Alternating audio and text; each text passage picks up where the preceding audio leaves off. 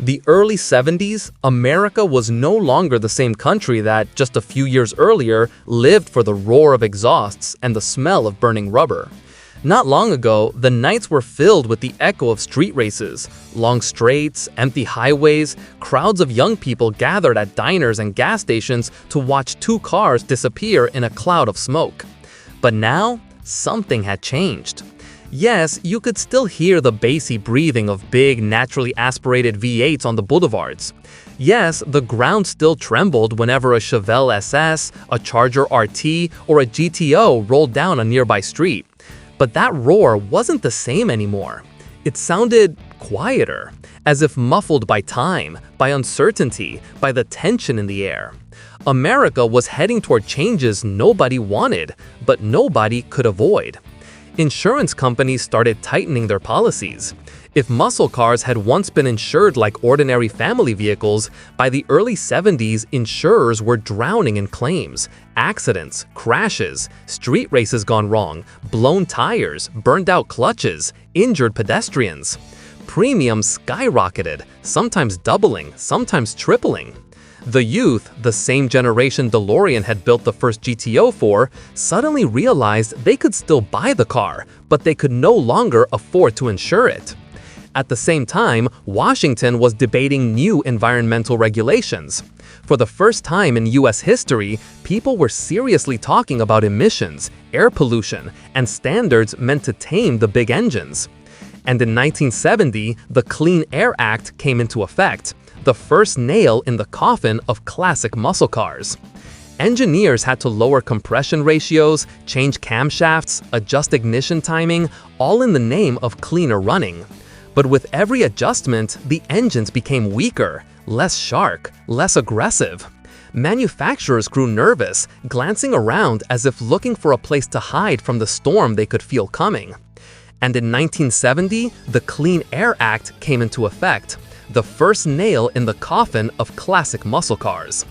Engineers had to lower compression ratios, change camshafts, adjust ignition timing, all in the name of cleaner running. But with every adjustment, the engines became weaker, less sharp, less aggressive. Manufacturers grew nervous, glancing around as if looking for a place to hide from the storm they could feel coming. On paper, muscle cars still ruled the roads. In reality, the golden era was standing on its feet, but already stumbling. Pontiac GTO, the car that exploded onto the market in the mid-60s, became a street icon, a symbol of freedom and raw power, suddenly found itself facing a new reality. A reality where horsepower became the enemy, where engine noise became a reason for fines, where big V8s looked less like a dream and more like a luxury the government and insurance companies no longer wanted to tolerate. America had grown up, but the world of muscle cars hadn't. And in this new, uneasy, changing America, 1973 arrived, a year that would mark the beginning of a completely different chapter in the story of the Pontiac GTO. A year when the legend would be forced to adapt, not to get better, but simply to survive. 1973 became the line after which the old world could no longer be brought back. Pontiac updated the GTO, and for the first time in its history, the model moved onto the Le Mans platform. But this wasn't a step forward, it was a step sideways, not out of ambition, but out of pressure from every direction. The new GTO became bigger, taller, heavier. Instead of a low, wide street predator, it was now a calmer, rounder machine built under the new safety regulations. Tall, energy-absorbing bumpers, mandated by federal standards. Soft, rounded body lines, without the sharp, defiant edges that define the second generation. More streamlined, but not aggressive. A shape, but not a character. If in 1968 the GTO was a challenge, then by 1973 it had become a concession. Under the hood, things looked even sadder. Engines that once tore up asphalt were now strangled by emission regulations. Compression ratios dropped, ignition timing softened, carburetors became calmer and more restricted. Yes, the torque numbers were still decent, displacement doesn't disappear overnight. But the spark was gone. That chest-punching surge, the feeling of the rear end squatting, and the front lifting toward the sky when you stomped the gas, that feeling vanished. And the worst part was this: for the first time ever, the GTO no longer looked like a leader. It no longer looked like the car that defined an era. It looked like a compromise, a desperate attempt to hold on to a status that no longer had the rules or the conditions to exist. But the real blow came from outside, from a world that was changing too fast, a world in which it became painfully clear classic muscle cars were losing a war they never started. A war against insurance companies, environmental regulations, lawmakers, and fuel prices. Forces that had nothing to do with roads, racing, or the love of automobiles. And for the 1973 GTO, this was only the first warning bell, quiet but deeply alarming. And the scariest part was that the real punch didn't come from design or performance or competition. It came from the country itself, a country that changed faster than anyone could understand. The oil crisis of 1973 to 74. At first, it sounded like background noise, some supply issues, headlines from the Middle East that most people ignored.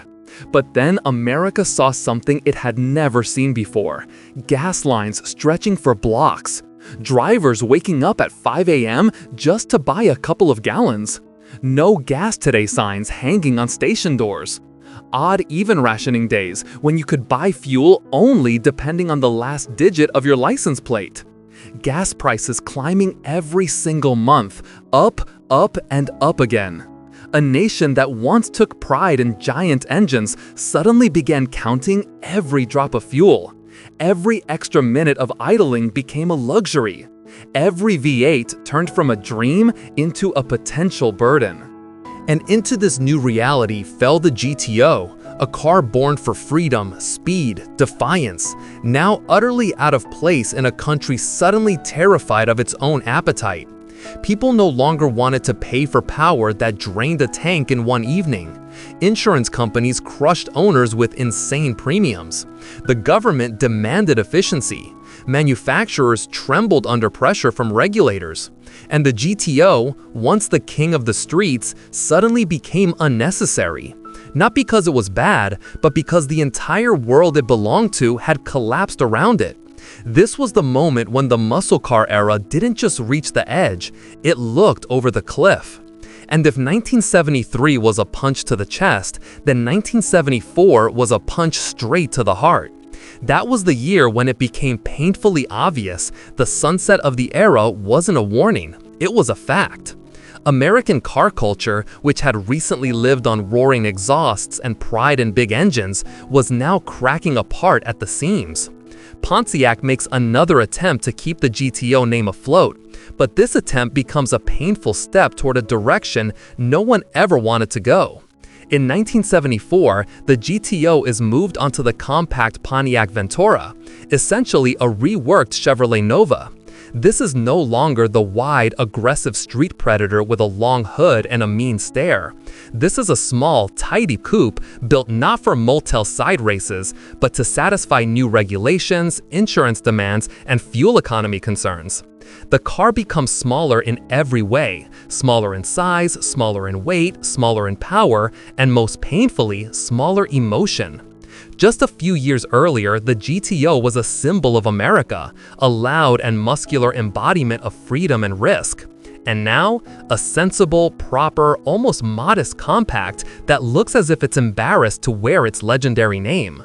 The 350 V8 was the most you could get, and even that engine was strangled by regulations so badly that almost nothing remained of its former fury. Ram air was gone, aggressive camshafts were gone, those brutal launches where the nose lifted under torque, gone too. Even the sound changed, smoother, quieter, as if the engine itself understood that the times had shifted. And the bitterest part, the GTO badge. It was still there on the body, but it looked like it didn't understand how it ended up on a compact Ventura. This wasn't the GTO DeLorean created. Not the one that shredded street racers from a standstill. Not the one that became a symbol for an entire generation. This was a shadow, an echo, a memory. And then comes the moment that once seemed impossible. GTO production stops completely. Curtain closed. The legend that started the entire muscle car era disappears from the assembly line. The era ends quietly, with almost no resistance. Power faded. The youth moved on. Laws and insurance companies won without even firing a shot. But despite the silence, this wasn't the end of the legend, just a pause. The story of the GTO was far too loud to vanish forever. The memory of '64, the moment the car first hit the streets and changed the entire culture, was too powerful. Legends don't die outright. They fade into the shadows, waiting for their moment to return. And GTO would go away for nearly 3 decades. 30 years of silence. 30 years of waiting. 30 years when the word GTO lived only in garages, old magazines, and in the hearts of those who remembered what it felt like when power and boldness were still part of the American dream. The GTO was gone, quietly, almost without a trace, and America had to get used to roads without it. But legends don't vanish instantly. They simply step aside, letting time pass. The 80s and 90s arrived, years of silence. American roads sounded different. Instead of the deep growl of big V8s, the whine of turbo 4s, tidy economical sedans, the first cars built more for efficiency than emotion. This was a new world, a world in which the GTO simply couldn't exist. Pontiac lived as if in 2 different realities at once. On one side, the Firebird, the Trans Am, the cult of the screaming chicken on the hood, movies, stuntmen, posters. On the other, complete silence around the name that once shook the entire automotive industry. The GTO sat on the shelf like an old sword no one had used in ages. And if you listened closely, it felt like it still vibrated with memories of past victories, but no one dared to pick it up. Yet outside the factories, the story was different. The culture of old muscle cars didn't just survive, it grew. Collectors were buying first-gen GTOs for prices that would have sounded insane in the 60s. Guys born after the model disappeared were hanging posters of old GTOs above their beds. Car magazines wrote about the golden era more and more, and garages filled with restorers bringing forgotten machines back to life. America slowly but surely began to miss power, miss real torque, miss the sound of an angry exhaust, miss the time when a car was more than transportation. But Pontiac remained silent, as if listening, as if waiting for the right moment, as if understanding that if the GTO ever returned, it must not be a maybe or a let's try, but a real, undeniable punch. And strangely enough, that moment came exactly when no one believed anymore. The early 2000s. America was changing again. After decades of economy cars and front-wheel drive platforms, people began dreaming about real V8s again. The market looked toward retro muscles. Ford was preparing a new Mustang. Dodge was hinting at the rebirth of the Charger. And Pontiac understood, if there ever was a chance to bring back its legendary name, that chance was now. A 30-year pause is coming to an end. The GTO name is lifted off the shelf again. The dust is blown off. And one question rises louder than all the others. How do you revive a legend in the 21st century? How do you bring back a name that once blew America apart? But to understand why this was so difficult, you have to go back. Back to the moment when muscle cars collapsed. When the sound of big engines became a dangerous word for insurance companies. When the laws began choking compression ratios and gasoline stopped being cheap. And when Pontiac, the brand that once gave the country the boldest car of the 60s, suddenly found itself empty-handed. In the 70s, the GTO broke, first as an idea, then as metal. A car born from breaking rules became a victim of those same rules. They took away its power, its rage, its character. Then they took away its platform, and after that, its life. In 1974, GTO production stopped, and the legend dissolved into thin air. The 80s and 90s became an era of silence. Pontiac survived on Firebird, Trans Am, and occasional successes, but GTO stayed quiet. It was like a forgotten poster on a shop wall, important but long disconnected from reality. And yet, the name didn't die. In garages, old GTOs were restored bolt by bolt. Collectors paid amounts that would have sounded insane in the 60s. At parties, guys argued about who was faster, a Ram Air 4 or a triple carb setup from the first generation. Posters hung on the walls of teenagers who didn't even know what the real muscle car era felt like, but could sense its energy through the pictures. America began wanting V8s again, wanting sound, wanting power. But Pontiac still remained silent, almost as if it was afraid of stepping on the same rake twice. And here's where the story makes its most unexpected turn. The rebirth of the GTO begins in Australia. On the other side of the world, GM owned Holden, a brand that, unlike the American divisions, still built honest rear-wheel drive coupes. There, in a country of long highways and huge distances, a car was born that would become the foundation of the revived GTO, the Holden Monaro. American engineers saw the Monaro and understood immediately this wasn't a replica of the past, it was an opportunity, a clean slate. The idea was bold. Don't build a parody of the 60s, build a muscle car for the 21st century. Not a copy, an heir. A machine that would speak not the language of nostalgia, but the language of speed. And so, in 2004, the new GTO arrives, a car that instantly splits people into two camps. Some said, this isn't a GTO, where are the twin headlights? Where's the aggressive face? This is just a Monaro with a badge. Others simply smiled. Sit down, start the engine, hit the gas, then talk. And they were right. Everything became clear the moment the engine fired. Under the hood lived the LS1, a 5.7-liter V8 from the Corvette C5. 350 honest American horsepower, packed into a torque curve that lifted the front end just like the old machines from the 60s. Acceleration wasn't frantic, it was solid, deep, confident, not nervous, but grown up. But Pontiac knew the legend needed more, and in 2005, the new GTO received the LS2, a 6-liter beast making 400 horsepower. Sharper response, louder roar, stronger pull. It was the moment even critics had to admit this was a real muscle car, just reimagined. And for the first time in GTO history, the car received an independent rear suspension. It was no longer a straight-line battering ram like the old muscle cars. It became agile, composed, mature. The handling changed entirely, stable, confident, predictable. For the first time ever, the GTO could not only go fast, it could corner. Inside, the car shocked the old-school fans. Soft leather, deep bucket seats, subtle lighting. It wasn't a cheap American sports car, it was almost European in philosophy. Everything for the driver, simple but high quality. But where were the problems? Right where the expectations were. Fans wanted the rebirth of the beast from '68, a wide nose, a snarling front end, aggression in every line. And instead, they saw a coupe without fangs. Mature, honest, powerful, but not predatory. And sales began to stumble. Pontiac barely advertised the car, and that became its biggest mistake. The world didn't understand what it was looking at, didn't hear the story the engineers tried to tell. And the GTO began sinking, not on the road, but in expectations.